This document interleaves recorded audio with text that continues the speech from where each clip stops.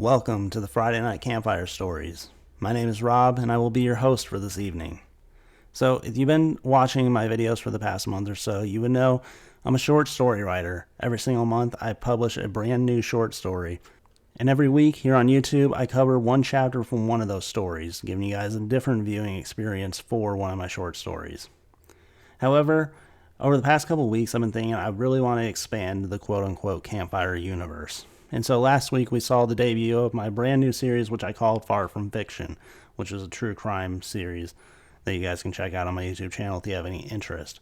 However, I wanted to do a little bit more, and since last Friday I released my fifth short story, which I called Apparition. Apparition follows the world's #1 ghost hunter. However, he bites off a little bit more than he can chew when his credibility gets questioned.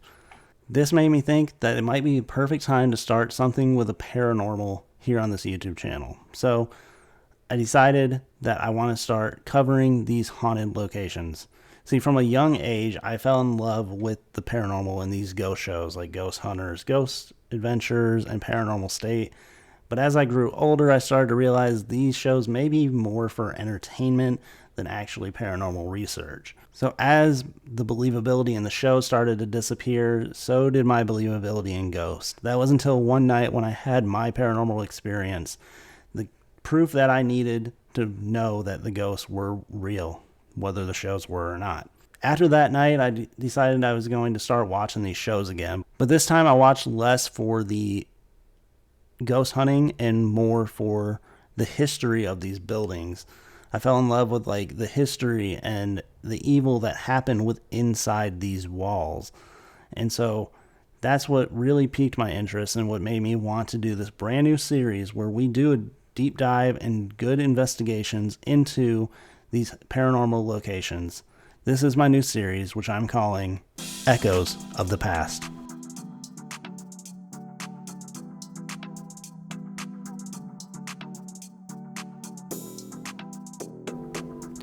For my first episode of Echoes of the Past, I decided I wanted to do a location that has been in the news as of recently, the Farrar Elementary School. The Farrar Elementary School was recently purchased by Youtubers Sam and Colby, who have over 10 million subscribers. They bought the school back in July, and they did their most recent video series, Hell Week, in the school. So I decided this was a perfect place to start because in their investigation, they state there wasn't a whole lot of information on why the place was haunted. So I thought this would be a perfect place to start where I try to find out why, or certain theories why, this Farrar Elementary School would be haunted. So this is episode 1 of Echoes of the Past, the Farrar Elementary School. Welcome to Farrar, Iowa. Population, barely over 30. This quiet, shrinking town is home to an unsettling landmark that has drawn paranormal investigators and curiosity seekers from across the country, the Farrar Elementary School. Farrar Elementary opened its doors in 1922 on land donated by farmer C.G. Geddes. For almost 80 years, it served as a beacon of modern education in rural Iowa. When it was built, the school was a marvel. It had boiler heating, electric lights, even an indoor bathroom. But for some, this state-of-the-art school seemed an extravagant display, a monument to arrogance, as one local called it. Even in its early days, this building didn't sit right with everyone. In 2002, after nearly a century of educating local children, the school closed. The laughter and footsteps of children faded, leaving only silence, but in the silence, strange things began happening. Jim and Nancy Oliver purchased the empty building in 2006. Soon after moving in, Nancy experienced something unsettling on the staircase. She became unsteady, and a hand seemed to catch her. Thinking it was her husband, she turned to thank him, only to find herself alone. To this day, Nancy claims that unseen hand saved her from the fall. Later, Nancy and others reported seeing figures of a young boy on the same staircase. A shadow standing about 3.5 feet tall, as if one of the Ferrar former students had never left. Over the years, sightings of this ghostly child have become a regular part of the Ferrar's lore.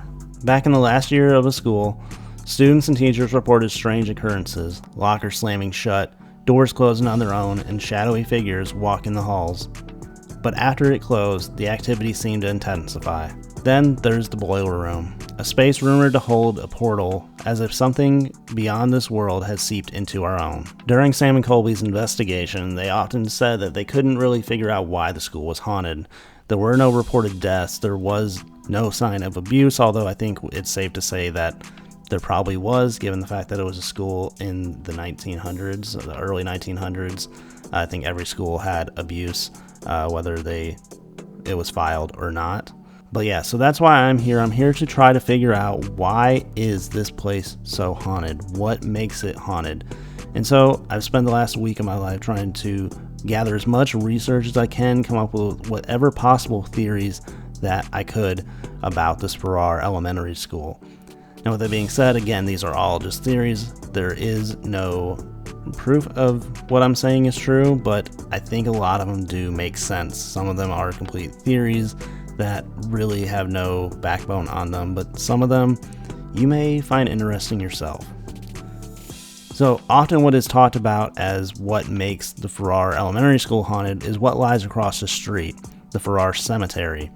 Here there are 224 graves, and using a site called findagrave.com, I went through every single one of those graves. See, on that site you're able to look at whatever graves are in the cemetery as well as any other cemetery, and also gives you a little obituary if there's one given for that person. So I went through all 224 of them, trying to find whatever little information I could that might explain why this place is so haunted. I did find a few, but I'll be honest, a lot of them were dead ends. A lot of them were just people that lived in Ferrar or were part of what seemed like 4 or 5 major families that kind of like made up Ferrar, Iowa. But I did want to share some of my theories and some of the findings that I did find. The first one that I saw was a more recent death. Is a woman named K.A. Geddes Matson. Geddes is a name you'll hear often. In fact, you've already heard it once in this video. You're going to hear it even more here in a little bit. But she was married into the Geddes family. Honestly, she didn't have too much that was attached to this school as well as Ferrar as a whole. She was born and raised in Nebraska. As far as I could tell, she never lived in Ferrar, but she was buried there. The reason that I put her name down, the one thing that stood out to me was that she was a teacher. Out of the 224 graves that I looked up, there were not many of them, and that's what I was kind of looking for, trying to find somebody who may have taught at the Farrar Elementary School or was a principal there, and I couldn't find anything. Seeing her name as a teacher made me believe that maybe there's a chance that because she was buried there, maybe she just walked across the street and just continued teaching. The one thing that it said about Kay was that she loved teaching. Even when she had stopped teaching after a while to be with her husband, who I believe was in the military, kind of just taking care of his day-to-day life, she still taught even when she wasn't being paid. So maybe her love of teaching caused her to just walk across the street and continue teaching at Farrar Elementary School. But the thing was, who did she teach if the school was vacant? Well, obviously spirits still do reside there, and that brings me up to my next theory, honestly the one that I feel most strongly about. My next theory comes from a young boy's grave that I saw named Charles Gifford Hurst. On March 3rd, 1921, Charles passed away from a sickness. He was just 14 years old and he lived his whole life in Ferrar. Now, did he attend the Farrar Elementary School? Obviously not, because he passed away in 1921 and the school didn't open until 1922. But this is what really caught my eye. You see, he was buried in the Farrar Cemetery right across the street. He was buried in 1921. He literally got to see the entire school get built from the ground up. This is a building that he's never seen before. So, before the Farrar Elementary School was created, all they had was a schoolhouse. That really piqued my interest to say, if you were a 14-year-old boy and you see this school with electric lights and indoor bathrooms, and then on opening day, when the first day of school comes and all the kids walk in there, wouldn't that make you say, yeah, hey, I'm a kid, I go to school, you're just, he just wakes up, sees all these kids walking into the school, and he just walks in with them. Is it possible that Charles was one of the first students, even though he was never on the attendance sheet? Was it possible he was one of the first students that was a part of the Farrar Elementary School? This is the one that I truly do believe. In fact, I think that he could have been the one that they've seen on the stairs. given that he was 3.5 feet tall. And also it was 1921, so it's possible that maybe he was the normal height for a 14-year-old in 1921. And not only that, but they also say when they saw his figure, they see him walking down the stairs, which, again, if you're walking down the stairs, your height's going to be a little bit different than if you were just standing there. I believe in my heart Charles is one of the spirits that resides at this school. That is the one theory that I have complete faith in. One of the things that I did when I was doing my research was I looked up any crimes that had been committed in the area, and there was one that really stood out to me. In April of 2017, a man named Chase Nicholson had killed his mom, dad, and sister in Bondurant, Iowa. Bondurant is the town next to Ferrar. Nicholson admitted to these murders 12 hours after it took place to a co-worker. Chase suffered from a mental illness, as a lot of the family members had stated, and from what they had said is that Iowa, at least back in 2017, possibly still today, I don't really have information on that, but they did not take mental illness seriously, and because of that, we had lost 3 people in this world to that mental illness. Like I said, he killed his mom, his dad, and his sister. So I started looking into the 3 victims. The first one was the father. He didn't really have a whole lot to go off of as far as why he would have anything to do with the Farrar Elementary haunting.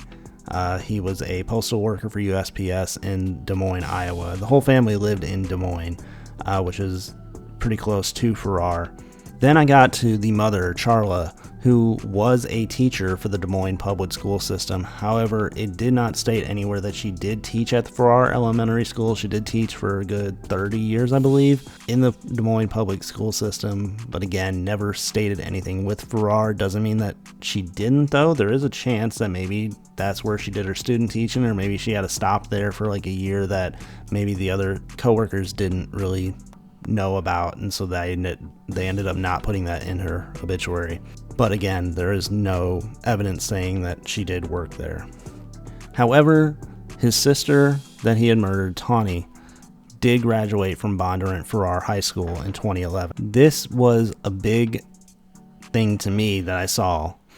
You see, Bondurant Farrar is the merger of the 2 high schools. Farrar used to be its own school system. It used to be an elementary school and a high school. And then once they finally realized, hey, we probably don't need this much schooling for Farrar when we can just move them to a nearby neighborhood. So Farrar Elementary School ended up going to Anderson Elementary School, and Farrar High School merged with Bondurant High School, creating Bondurant Farrar High School. This was a big thing for me because I realized that if Tawny was graduated in 2011, that means that she would have been in elementary school. She would have started in 1998 or 1999. And if she still lived in that area, I'd say there's probably a good 50% chance that she actually attended Farrar Elementary School. And not only that, she would have been one of the final students at the Farrar Elementary School. Again, I do want to state that this is just theory. I do not know for a fact that she did attend Farrar Elementary School. Have no way of really knowing that. Even if she did, again, that kind of leads the question of like, why would she be at the school? Why would she, maybe she did have an attachment to the school, but I would kind of doubt it, just given the fact that she was 24 years old when she passed away. She would have been 5, 6, maybe 7 when she attended her final year at Farrar. So I think this is kind of more of just an open theory. Could be, maybe, like I said, she did have an attachment to it if she even went there. But again, more of just something kind of odd that I noticed in my research. Hey everyone, post-production Rob here. I'm about to talk about the Geddes family, and I'm about to talk about C.G. Geddes, and who I end up calling Ronald Geddes. I had the name wrong. It was definitely C.G. Geddes. That was the one that donated the land. The dates was what was kind of throwing me off, but there was a C.G. Geddes that actually was alive during that time, and he, I believe, was the oldest one that I could find. So C.G. Geddes was the owner of the land, not Ronald, so please pardon the incorrection there. But yeah, C.G. Geddes is the owner of the land. The one thing I will say that I want to preface is that he did die in 1924, so 3 years after he had donated the land to the school. So that kind of gives a possible explanation of why he donated the land or why he was so kind with doing that. Although I would say I'm not 100% certain on that because he did die at the age of 54. So that seems a little bit early. Obviously, it is the time before modern medicine was really that great. But yeah, so I think my theory still kind of stands with this of why he could be watching over the school. But anyway, I'll let Pastor Rob talk more about that. The next thing I want to talk about is another theory that I feel pretty strongly in. When Sam and Colby did their investigation, they kept bringing up the fact that there was this principal entity. The principal was the one that protected the school. However, again, they never really figured out a name. They think it was the name Frank, but they're not 100% sure. It could have just been a name that came over on the spirit box. It could have been maybe one of the other spirits there. The name that really rang out to me was C.G. Geddes, or who I believe the reports are not correct. I believe they said it was C.G. Geddes, but from what I could see, C.G. Geddes was born in 1945. I believe they were talking about his father, Ronald Gamble Geddes, who was the owner of the land. So Ronald, who may be CG, maybe he went by CG for some reason, but his son's name was Clark Gamble Geddes, so I assumed that was CG Geddes, but maybe, like I said, maybe Ronald was called CG Geddes for some reason. But he was the owner of the land that he donated to the Farrar Elementary School. He was a farmer. He owned a lot of land around the school. And then, like I said, he donated 6 acres of the land to Ferrar to build this school. Now, one thing that really caught my eye was, why would a farmer donate 6 acres of land to a school that a lot of residents in that area didn't really care for? They didn't like it. They thought it was a monument to arrogance. And so that began to make me think that maybe the full story never came out about why Ronald had given the land to Farrar Elementary School. Maybe it wasn't as much of a donation as much of a, we're taking this to build the school, or maybe there was some bullying involved that made him give it away, or maybe some blackmail. Who knows? We don't really know the situation. And so because of this, he gave up his land, and then 80 years after the school was built, they shut its doors down. And they say after that happened is when the activity really started to take place. This is my theory, is that the principal is not necessarily a principal, but I think it's Ronald. I think Ronald is the one that is looking over his land. It's his family's land. He's the one that owned it and gave it to the school, and now 80 years after, it's just shutting down. And so that may be why the activity's starting to pick up, is because he may also find it kind of annoying that he just gave his land away and now it's just being ran into the dirt. This also brings up another one of my theories of why the ghosts don't like Sam and Colby. Again, if Ronald donated this land to the school, 80 years it ran, but then they shut it down and now it just stands abandoned. And then here we are probably another 20 years later after it closes down. And here come these two, in his eyes, young kids. Obviously, they're men, but these two young kids come and purchase this building that is reportedly his. He's the protector, and now these two kids that he doesn't really know are taking it over. And even though they're trying to help, they're trying to rebuild it and make it safe and make it structurally sound once again, he may not think so much. So that is my complete theory, that I really do believe about the principal, that it's not necessarily the principal, but instead the owner of the land. One other theory that I have about the children spirits that are attending Farrar Elementary is that graveyard across the street. When I did my research, the 224 graves that were there, 23 of them were infants, children, or toddlers. And so I could believe that it wasn't just Charles that made his way across the street to go to school when it opened up in 1922, but instead maybe some of the other ones that never really got to experience a childhood walked with him as well. So I do believe that there is a chance that they are the ones that are also residing at the school. The last thing we need to talk about is the boiler room. Now again, I don't really have a good theory on the boiler room. There's no evidence to really say one thing or another.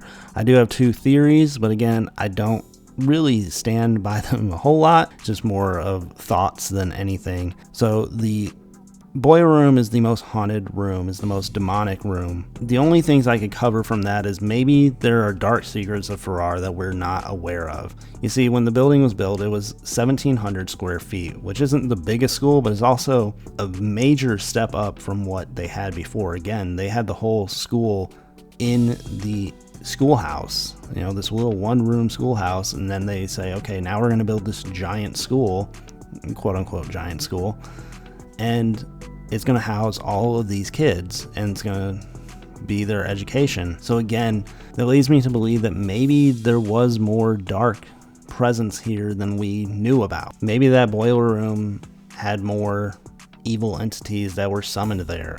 Again, no proof about it. Maybe the Geddeses had something to do with it. Again, if you donate that land, you're expecting something in return. What if they had some sort of deal with the school where they could do some dark satanic rituals or something in the basement or in the boiler room? But again, that is kind of something I don't like to stand by unless we have proof, because that is kind of a big allegation to a family that was obviously very, very prominent in Ferrar. Again, take that with a grain of salt. I don't really want to say that that is exactly what's going on there. The other theory is the ley lines. If you're unfamiliar with ley lines, welcome to the club. I don't really understand them a whole lot, but from what I can gather, there is a ley line that runs through Farrar, Iowa. It's the ley line that connects the Missouri River from Jefferson City, Missouri, all the way to the Mississippi River in St. Paul, Minnesota. So obviously those are two of the bigger rivers in America, and obviously they've probably seen some pretty crazy, demented, evil stuff happen to them. So who's to say that that ley line connected is just making a breeding house for demonic energy at the Farrar Elementary School? Again, I don't really understand ley lines or necessarily believe in them a whole lot, but if you do, I'd love to hear your opinions and theories on that as well down in the comment section below. That is it for episode 1 of Echoes of the Past. I hope that you guys did enjoy.